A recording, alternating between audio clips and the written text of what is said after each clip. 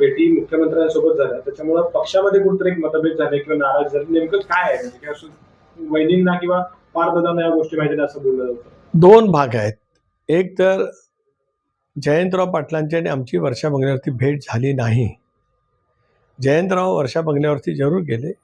त्यांच्या विधानसभा मतदारसंघातील त्यांच्या नगराध्यक्षाच्या अपात्रतेच्या विषयावरती चर्चा करण्यासाठी ते गेले, असं त्यांनी स्पष्टपणाने काल माध्यमांशी बोलताना सांगितलं. मी आणि प्रफुल्लबाई, एक तर मी गेल्या आठवड्यातच त्यांची वेळ मागितली होती. संसदेचं अधिवेशन सुरू होण्यापूर्वी, यापूर्वी महाराष्ट्रामध्ये प्रथा होती की खासदारांना बोलवावं आणि दिल्लीमध्ये असलेले काही प्रश्न असतील तर ते राज्य सरकारचे दिल्लीचे असतील तर त्याचा पाठपुरावा करावा. मी माझे जे काही प्रस्ताव आहेत की जे राज्य शासनाकडून दिल्लीकडे जायचे आहेत, त्याच्यामध्ये दापोलीमधील पर्यटनाच्या वरती आधारित काय मुद्दे आहेत, आणि त्या खात्याचे मंत्री शेखावत यांच्याकडे पत्रव्यवहार मी आदरणीय अमितभाईंच्या मार्फत केला, पंतप्रधान महोदयाच्या मार्फत केला. ते प्रस्ताव आहेत. इतरही काय प्रस्ताव आहेत, त्याच्यासाठी वेळ मागितलेली होती. प्रफुल्लबाईंनी पण वेळ मागितली होती. ते परवा पहाटेच परदेशी गेलेले आहेत, त्याच्यामुळे त्या वेळेलाच मुख्यमंत्र्यांना उपलब्धी होती म्हणून आम्हाला बोलवलं गेलं. त्यामुळे मी कालच सांगितलं पत्रकार परिषदेमध्ये, राजकीय भेट असती जरूर वहिनींना आम्ही सांगितलं असतं, परंतु जर का भेट राजकीय नसेल तर सांगण्याचं काय प्रत्यय नाही. काल त्याच्यानंतर आमच्या कोर कमिटीची बैठक झाली. अनेक बाबींवरती चर्चा केली. SIRची चर्चा केली. स्वर्गीय दादांचा 22 तारखेला जयंती आहे, त्या कार्यक्रमाची चर्चा केली. मुख्यमंत्र्यांची भेट झाली. त्याच्याबद्दलची मला जे काही त्याबद्दलचं सांगायचं होतं ते मी त्या ठिकाणी सांगितलं. त्याच्यामुळे काय भाषणाचं काही कारण नाही. वहिनी आमच्या राष्ट्रीय नेत्या आहेत. जो आदर मला अजितदादांच्या बद्दलचा मनामध्ये होता, तोच आदर बहिणींच्या बद्दलचा आमच्या सर्वांच्या मनामध्ये आहे आणि त्यांच्या नेतृत्वाखाली राष्ट्रवादी काँग्रेस पक्ष नेट्याने वाटचाल करते आहे. आमदार रवी राणा असं म्हणतात की राजकारणात अशक्य गोष्टी शक्य झालेल्या आहेत. त्याच पद्धतीने 15 दिवसात दोन्ही राष्ट्रवादी एकत्र येतील आणि कदाचित केंद्रीय मंत्री सुप्रिया सुळे असतील. रवी राणा फार मोठे नेते आहेत, त्याच्यामुळे माझ्यासारख्या छोट्या कार्यकर्त्यांनी त्यांच्यावरती वक्तव्य करणं काय फार योग्य नाही. ते खूप मोठे नेते आहेत. पुढील 1.5 महिन्यामध्ये महाराष्ट्रात काय आणि राज्यामध्ये आणि केंद्रामध्ये सुद्धा मोठे फेरबदल होतील आणि त्याच अनुषंगानं फडणवीस आणि शिंदे साहेबांच्या दिल्ली वारी सुरू झाल्याची चर्चा आहे पाहायला मिळते. काय सांगतात? शिंदे साहेब दिल्लीला नियमितपणाने त्यांच्या खासदारांच्या प्रश्नाच्यासाठी केंद्र सरकारकडे, त्यांच्याकडे जे महत्त्वाचे विभाग आहेत, नगर विकास, गृहनिर्माण, रस्ते विकास महामंडळ, या निमित्ताने जात असतात. त्यांच्या प्रत्येक भेटीचा राजकीय अर्थ काढणं काही योग्य नाही, कारण ते सुद्धा एक विकासाभिमुख नेतृत्व आहे. एकनाथराव शिंदे साहेब सुद्धा मुख्यमंत्री आहेत. मुख्यमंत्र्यांचे अनेक प्रश्न, राज्य सरकारचे अनेक बाबी आज केंद्र सरकारकडे आहेत. अशा वेळेला ते जातात. भारतीय जनता पक्षाचं शिस्त नेतृत्व दिल्लीमध्ये आहे, त्यानिमित्ताने जातात.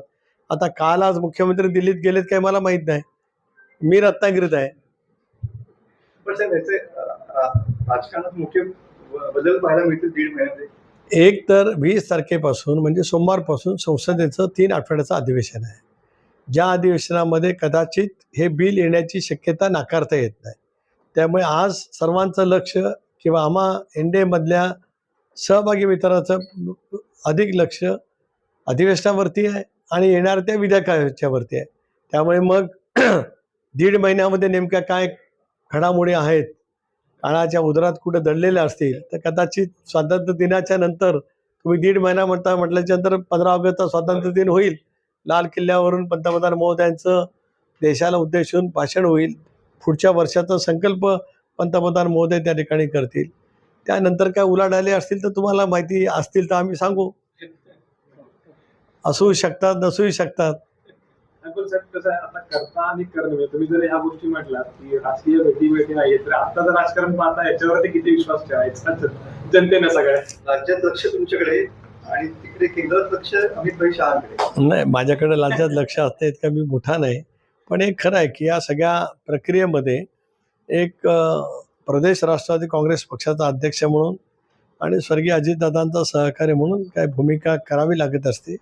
ते मी नेटाने पक्षाच्या हिताच्या दृष्टिकोनातून आमचे विधिमंडळातील सहकारी आमदार त्यांच्या विकासाच्या प्रश्नाच्या दृष्टिकोनातून सतर्कपणाने ती माझी भूमिका मी सतत घेत असतो. सर, तुम्ही शेवटचा प्रश्न म्हणजे जरी तुम्ही म्हटलात की गाठीभेटी या प्रत्येक राजकीय अर्थ काढू नये, मग असं म्हटलं की करताना करणे या सध्या गोष्टी म्हणजे राज्यातल्या राजकारणात सगळं बघितलं तर तसं काही आलबेल नाही असं की आपण गॅरंटेड देऊ शकत नाही. त्याच्यामुळे तुम्ही ज्या गोष्टी नाकारला की विलिनीकरण असेल किंवा कुठल्याही इतर राजकीय चर्चा सगळं ते ठामपणे आता आपण म्हणू शकतो जनतेसाठी म्हणून त्याचं काहीच होणार नाही. एक असं आहे की राजकारण प्रभावित आहे. एक या क्षणाला त्याची चर्चा नाही, पण कधी चर्चा कुठल्या केव्हा येऊ शकतील याचा अंदाज मी आज करू शकत नाही. मला आज विचाराल तर आज तशी कुठेही धुसरशी शक्यता नाही. पण गतिमान राजकारणामध्ये अनेक बाबी आहेत. आता उद्या विधेयकाच्या बाजूनी जे काय संबंध दिल्लीमध्ये मतदानाच्या निमित्ताने जी प्रक्रिया होईल, आपण बघा ना, पश्चिम बंगालच्या निवडणुकीच्या नंतर तृणमूल काँग्रेस जी एक हाती सत्ता 15-20 वर्ष ममता दीदींच्या ताब्यामध्ये होती, तिथे जे काय राजकारण झालं आहे किंवा त्याच्यातला जो काही फेरबदल झाला आहे, मागच्याच अधिवेशनात तृणमूलचे सगळे खासदार ज्या ताकदीने या विधेयकाला विरोध करत होते, कारण माझी जागा बसायची, माझ्या बाजूलाच अभिषेक बॅनर्जी बसतात जे आज त्यांचे नेते आहेत, त्यांच्या बाजूला कल्याण बॅनर्जी बसतात. 3 आसनांची जागा आहे, त्या 2 नंबरच्या रांगेत आम्ही आहोत. तिथे तृणमूल काँग्रेसमध्ये झालेली फूट पाहायला मिळते आहे. DMK जे आज राहुल गांधींच्या बाजूला, वेणुगोपालच्या बाजूला बाळूसाहेब बसतात. DMKने पत्र दिलं की आता आम्हाला काँग्रेसच्या बाजूला बसायचं नाही, आमची आसन व्यवस्था स्वतंत्र करा. हे आम्ही एप्रिल महिन्यामध्ये अधिवेशन ज्यावेळेला संपलं, सायनाडाईन झालं, त्यावेळेला कधीच अभिप्रेत नव्हतं. म्हणजे त्या 2 विधानसभेच्या निवडणुकीने देशातल्या राजकारणामध्ये इतका कमालीचा बदल केला. ज्या मजबूतीने इंडिया आघाडीने 230 मतं मिळवली होती, त्या आघाडीमध्ये आज 50-60 मतं बाजूला गेल्याचं चित्र दिसत आहे. त्यामुळे इतक्या घडामोडी काही दिवसामध्ये घडू शकतात. तर पुढे काय घडेल असं मी तरी काय सांगू शकतो. कोणाला माहिती होतं की ममता दीदींचा 2 विधानसभा मतदारसंघात पराजय होईल? कोणाला माहिती होतं की शालीनसारखे कर्तबगार नेते स्वतः विधानसभेमध्ये मुख्यमंत्री जे आहेत ते पराभूत होऊ शकतील? त्याच्यानंतर जो DMK UPA सोनिया गांधीच्या नेतृत्वाखाली स्थापन झाल्यापासून मंत्रिमंडळामध्ये जे DMK पक्ष राहिला, त्याच पक्षाने स्वतंत्र आसनाची व्यवस्था करा, काँग्रेसच्या बाजूला नको असं पत्र लिहिणं, हे इतक्या झपाट्याने जर काय राजकारणामध्ये देशाच्या बदल होत असतील, राज्यामध्ये सुद्धा आपण मधल्या कालावधीमध्ये की 6 खासदारांनी घेतलेले निर्णय, तर कधी काय घडू शकत असतं. तर वेगळा विषय, जंतर मंतरचं आंदोलन सध्या राजकीय विषय झालेला आहे. स्वतः उद्धव ठाकरे साहेब सुद्धा या ठिकाणी मुंबईमध्ये त्या 20 आंदोलन करण्याच्या तयारीमध्ये असल्याचं पाहायला मिळतंय. कसं बघताय याच्याकडे जंतर मंतरचं आंदोलन? नाही, आंदोलनाची योग्य ती दखल केंद्र सरकारने निश्चितपणाने घेतलेली आहे. अंशुक यांच्या ज्या काय मागण्या असतील त्या संदर्भामध्ये केंद्र सरकार विचार करेल. आणि ज्या वेळेला दिल्लीला जाऊ त्यावेळेला, आता परवाच सोमवारपासून अधिवेशन सुरू होतं, त्यामुळे त्याच वेळेला NDAची बैठक मंगळवारी बोलवलेली आहे. कालच निरोप आला की पंतप्रधानांच्या उपस्थितीमध्ये मंगळवारी सकाळी NDAच्या खासदारांची बैठक आहे. त्यावेळेला मी तिथे असेनच, अमित भाईंची पण भेट होईल, त्यावेळेला कळेल नेमकं काय चालू आहे. त्या अनुषंगाने महाराष्ट्रात पण तोच मुद्दा धरून महाराष्ट्रात आंदोलन आज आता एक विरोधी पक्ष म्हणून त्यांना त्यांची जी काही भूमिका घ्यावी लागत असेल ती त्यांनी घेतली, तर त्याच्यात आम्हाला कोणाला काय वेगळं वाटायचं काही कारण नाही. यांनी काल रात्री उशिरा मुख्यमंत्री देवेंद्र फडणवीस यांची भेट घेतलेली आहे. काही प्रशासकीय खात्यांसंदर्भात चर्चा झाल्याची देखील माहिती जी आहे ती समोर आलेली आहे. काय सांगायला या भेटीला? नाही, मला या संदर्भात काय माहिती असण्याचं काही कारण नाही. पार्थ राष्ट्रवादीचा युवा कार्यकर्ता आहे, नेता आहे, संसदेमध्ये प्रतिनिधित्व राज्यसभेमध्ये करतात, त्याच्यामुळे ते भेटू शकतात. त्याच्यामध्ये काही वावगं वाटण्याचं काही कारण नाही. अगदी प्रशासकीय कामावरती संघटनेच्या कामाची जरी त्यांनी चर्चा केली तर त्याच्यामध्ये वेगळं वाटण्याचं काही कारण येत नाही. अर्थखात्यावर सध्या घमासान सुरू असल्याचं पाहायला मिळत आहे. राष्ट्रवादीला अर्थखात्यात जाऊ नये म्हणून शिंदे साहेब स्वतः या ठिकाणी अमित शहा भेटल्याचं सांगण्यात येते. मला स्वतःला असं वाटतं की वृत्त कल्पकलेत निराधार आहे. याचं कारण असं की आदरणीय एकनाथराव शिंदे साहेब जे उपमुख्यमंत्री आहेत, ज्यांनी मधल्या कालावधीमध्ये परिवर्तन करत असताना राज्याचं मुख्यमंत्रीपद भूषवलेलं आहे उत्तम पद्धतीने, अशा वेळेला इतर पक्षाला विशिष्ट विभाग देऊ नये असं ते म्हणतील असं मला स्वतःला का वाटत नाहीत. ते एक त्यांच्या पद्धतीने एक वेगळ्या पैचं राजकारण करणारे एक ते व्यक्तिमत्व आहे. त्यामुळे आपल्या मित्र पक्षाला काय मिळू नये किंवा काय मिळावं या बाबतीमध्ये ते कधी बोलले आहेत असं मला गेल्या 3 वर्षामध्ये कधी जाणवलेलं नाही. सुसंस्कृतपणाने त्यांच्या पक्षाच्या वाढीसाठी जे करायचं आहे ते करण्यासंदर्भात ते कणखरपणाने पावलं उचलत असतात आणि ते जी काही पावलं उचलत असतात त्याला अनेक वेळेला यश मिळत असतं. त्यामुळे त्यांचं कर्तृत्व ते त्या पद्धतीने दाखवतात. राष्ट्रवादी काँग्रेस पक्षाशी त्यांचे संबंध सौहार्दाचे आहेत. कालही होते स्वर्गीय अजितदादा असताना, आजही आहेत आणि उद्याच्या भवितव्यामध्ये सुद्धा त्यांचे आमचे संबंध अतिशय सौहार्दाचे राहतील. सर, राष्ट्रवादी शरद पवार गटाचे नेते पवारांकडे जेव्हा अर्थ खातं जेव्हा होतं तेच अर्थ खातं आता राष्ट्रवादीने मिळावं अशी तुमच्या पक्षाची देखील मागणी आहे. आहे ना, आमची मागणी आहे म्हणूनच आम्ही म्हटलं या विषयावरती की आम्ही पक्षाचे प्रमुख नेते राज्याचे मुख्यमंत्री महोदयांची भेट घेणार आहोत. आमच्या नेत्या उपमुख्यमंत्री सुनेत्रा वहिनी यांच्या नेतृत्वाखाली एक कोर ग्रुपचं शिष्टमंडळ मुख्यमंत्र्यांची भेट घेऊ इच्छित आहे. आम्हाला भेट दिल्याच्यानंतर आम्ही या विषयावरती आणि इतर अनेक बाबींवरती आम्हाला चर्चा करायची आहे. त्याला नक्की त्या विषयावरती आम्ही चर्चा करू. पण अर्थ खात्यावर किती आग्रही राहणार आहात तुम्ही किंवा राष्ट्रवादी काँग्रेसचा पक्ष? अर्थ खातं मागण्यासंदर्भात आम्ही ज्यावेळेला भेटणार आहोत याचा अर्थ स्पष्ट आहे. सर, राष्ट्रवादी शरद पवार गटाचे नेते जयंत पाटील यांनी मुख्यमंत्र्यांच्या भेटीनंतर काल उपमुख्यमंत्री एकनाथ शिंदे यांची देखील भेट घेतलेली आहे. नंदनवन बंगल्यावर जवळपास 1 तास बंद दारावर चर्चा झाल्याची देखील माहिती आहे आणि यावेळी जितेंद्र आव्हाड देखील उपस्थित होते. नाही, त्याच्यामुळे काय वेगळं राजकीय समीकरण असेल असं मला स्वतःला काय वाटत नाही. जयंतराव हे सुद्धा एक मुरब्बी राजकारणी आहेत, राज्याच्या राजकारणातले. 7 वेळेला विधिमंडळावरती निवडून आले. दीर्घकाळ त्यांनी राष्ट्रवादी काँग्रेस पक्षाचं संघटनेमध्ये नेतृत्व केले, मंत्री त्यांनी राहिलेले आहेत. वेगवेगळ्या कारणासाठी ते भेटू शकतात. त्यात मला स्वतःला काही वेगळं वागवं वाटत नाही. एक आणि पवारसाहेबांचा राष्ट्रवादी काँग्रेस पक्ष आणि त्याची वाटचाल करण्याचा त्यांचा पूर्णपणाचा अधिकार आहे. पण अलीकडे शरद पवार यांचा पक्ष सत्तेत सहभागी होण्याच्या चर्चा जोरदार सुरू आहेत आणि त्यानंतर सुरू झालेल्या या गाठीभेटी, त्यामुळे राजकीय महत्त्व या गाठीभेटींना आलेलं आहे. एक असं आहे की साहेबांच्या पक्षातील सहकाऱ्यांना सत्तेमधल्या सहभागाच्या बद्दल काय चर्चा आहेत, मला या संदर्भामधले काय माहिती नाही. शेवटी गेली 6 दशकं 60 वर्ष राज्याच्या आणि देशाच्या राजकारणामध्ये पवारसाहेबांची भूमिका एक अहम पद्धतीची राहिली. त्याने केंद्र सरकारमध्ये सुद्धा त्या कालावधीमध्ये अगदी मला आठवतं की 96च्या नंतर जवळपास दर 2 वर्षांनी लोकसभेच्या निवडणुका होत आल्या. त्यावेळेला केंद्राच्या राजकारणामध्ये सुद्धा पवारसाहेबांची भूमिका मोठ्या प्रमाणात राहिली.